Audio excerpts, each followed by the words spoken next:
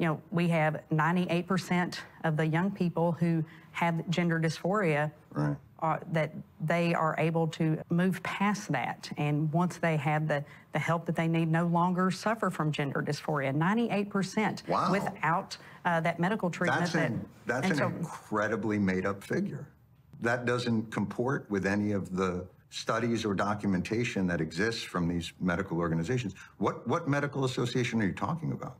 And the majority of the follow-up studies of young children with gender dysphoria or who had a lot of marked gender nonconformity found that most of them did not grow up and continue to have gender dysphoria. So one common percentage that one sees is 80% of children desist. They don't persist. Now, if gender identity was fixed and locked in at the age of 3 or 4 or 5, one wouldn't expect to find such a high rate of desistance. I can't believe this happened. I ruined my life. When you break it down, I decided that I didn't want to be a woman before I had ever even experienced being a woman. I had no idea what being a woman was like because I was a child, and now I feel like I will never entirely know. And I'm just so angry. And I'm so sad. Like, I just don't know how this happened. If I just would have waited. If I just would have waited. And it's a lot of money. These surgeries make a lot of money. But there's entire clinics where the entire clinic is supported just by their phalloplasties. These surgeries are labor intensive, they require a lot of follow-ups, they require a lot of OR time, and they make money. They make money for the hospital.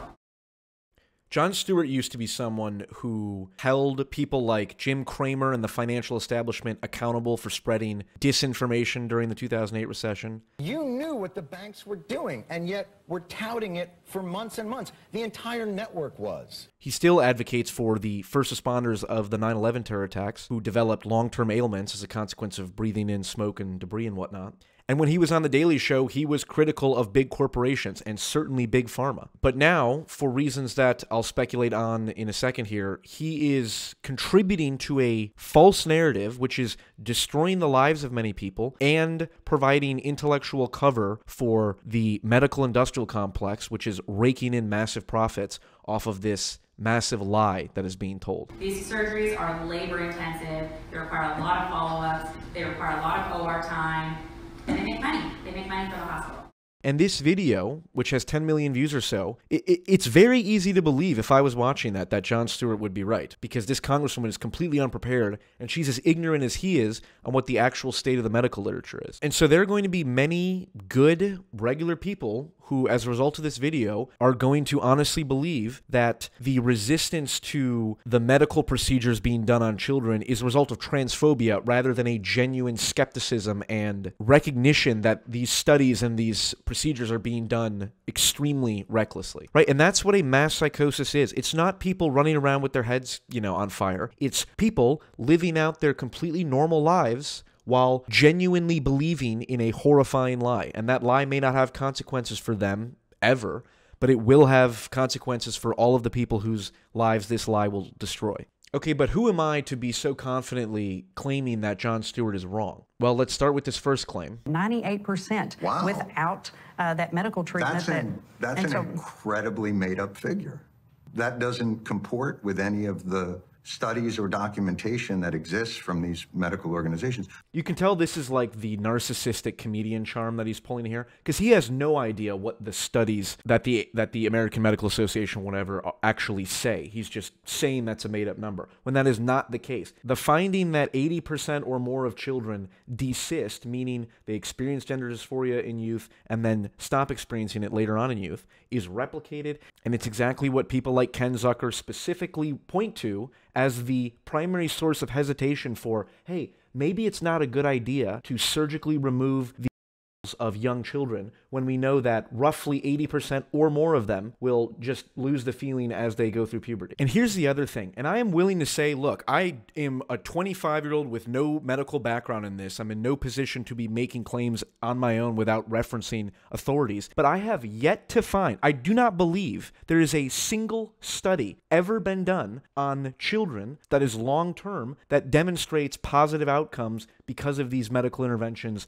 done when children are 12 to 13 years old. All of the studies that Stewart would claim the American Medical Association has that shows that health outcomes have improved have follow-up periods that are usually less than 2 years. The length of time between survey and chest surgery varied from less than a year to 5 years. This means that 59 individuals, less than 2 years from getting their cut off, were followed up by this survey and asked, are you happy? Is your mental health good? Do you still suffer from chest dysphoria? And from what I've seen and from the massive numbers of detransitioners that are coming out, it seems like the time it takes for detransitioners to realize it was a mistake is about 4 to 6 years. So if I'm wrong, please let me know. Please link a study that is done long-term on children with these significant medical interventions, because I don't want to call him a liar if he's not, but I believe that's the case. And that's exactly why there's people like Ken Zucker or Ray Blanchard or Erica Anderson expressing hesitance about this whole thing. And it's not a coincidence that there's a sudden increase in all these detransitioners whose lives have been destroyed. But they kind of like didn't protect me from myself.